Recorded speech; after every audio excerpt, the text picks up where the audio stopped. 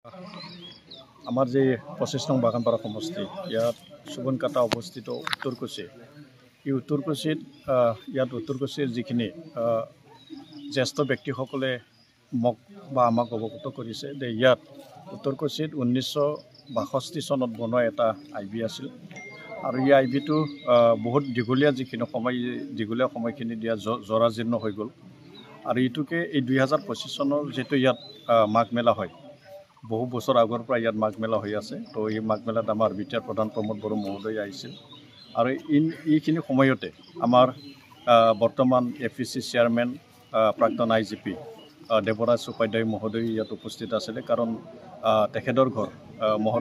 উপাধ্যায় মহোদয়ৰ ঘৰ ইয়াতে হয় উত্তৰকুছিতে হয় আৰু সেইদিনা এটা প্ৰস্তাৱ ৰাখিছিল যে ইয়াত আইবিটো আমি পুনৰ নিৰ্মাণ কৰিব লাগে আৰু ঠিক তেনেকৈয়ে আমাৰ বিটিআৰ প্ৰধান প্ৰমোদ বড়ো মহোদয়ে ইয়াত যেটো আইবি এই আইবিৰ কাৰণে 2025 আৰু 2026 চনৰ যেটো বিত্তীয় বৰ্ষ এই বিত্তীয় বৰ্ষত দিয়া 2 কোটি টকা আবণ্টন দিয়া হৈছে আৰু আজি আমি এই 2 কোটি টকা যি আইবি আমি বনাম কেনেকুৱা বনাম এইখিনি কথাকে আমি খৰচি মাৰি আমি আজি আলোচনা কৰিছোঁ ইয়াত আমাৰ বাক্সা ডিভিজনত যে পিডব্লিউডি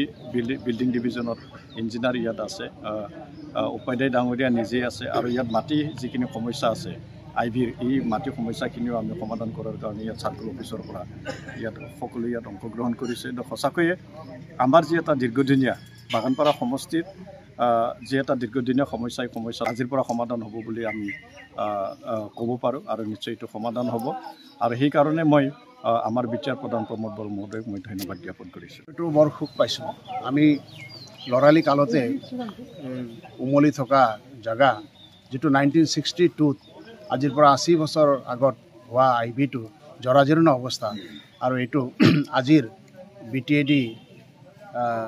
CM মহোদয়ে আজি কিছুমাহ আগত মাঘ সভাত ঘোষণা কৰিছিলে মই প্ৰস্তাৱ ৰাখিছিলোঁ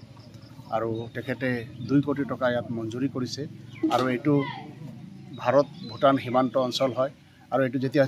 চাইনা ৱাৰ হৈছিলে ইণ্ডিয়াৰ লগত 1962 তাৰ ইমিডিয়েটলি সেই সময়ৰ